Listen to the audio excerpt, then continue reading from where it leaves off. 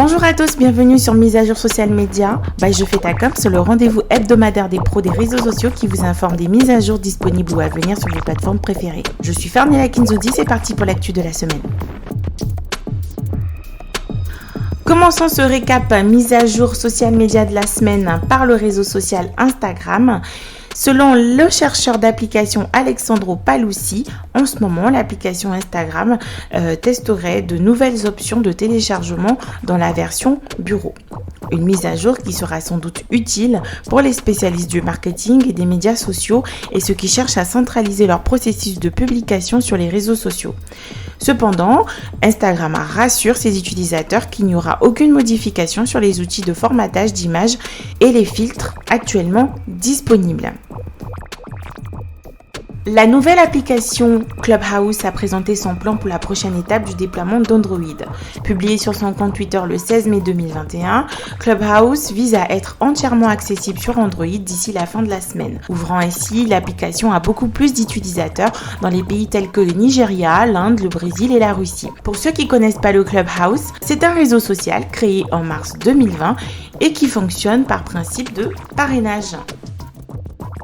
De son côté, YouTube a partagé des informations sur les mises à jour à venir de sa plateforme de gestion Creator Studio, notamment des processus améliorés de téléchargement de vidéos via l'application mobile et une extension de sa capacité de vérification avant publication pour aider les créateurs à éviter d'éventuelles pénalités.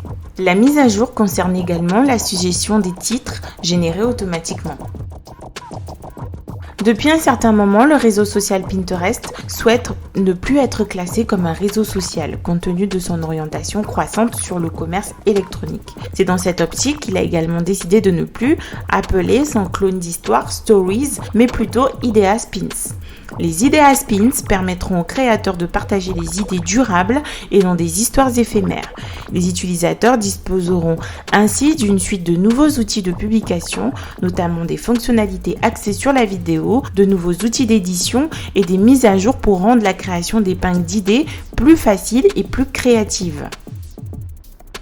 Cette semaine a été très riche en termes de mise à jour du côté de Facebook. La première mise à jour concerne le Live Shopping Fridays qui se déroule à partir du 21 mai jusqu'au 16 juillet 2021. Il s'agira d'expériences d'achat diffusées en direct en collaboration avec des détaillants sélectionnés qui inviteront les abonnés à poser des questions sur les produits des marques, effectuer des achats et obtenir des conseils. Dans un premier temps, le réseau social travaillera avec des marques telles que Sephora. Concernant sa deuxième mise à jour, il s'agit de la suppression et la détection des messages ne respectant pas les règles, y compris la nudité, les discours de haine et les contenus violents sur l'application. Et pour terminer, Facebook cherche également à étendre sa fonctionnalité d'événements payant aux ligues mineures et aux sports locaux, ce qui donnerait à ces petites compétitions plus d'opportunités de générer des revenus tout en attirant davantage d'abonnés, contribuant ainsi à renforcer son offre de vidéos. Et nous terminons ce podcast de la semaine avec le réseau social Twitter.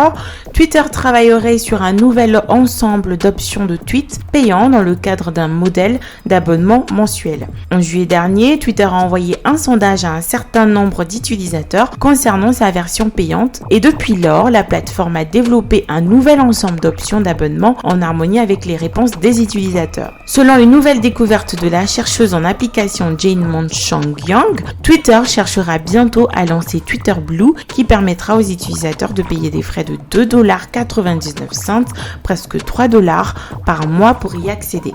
L'application a également amélioré son onglet à propos sur les profils des utilisateurs pour fournir plus d'informations dans divers domaines. L'idée est de permettre aux followers de mieux connaître les personnes qu'elles suivent.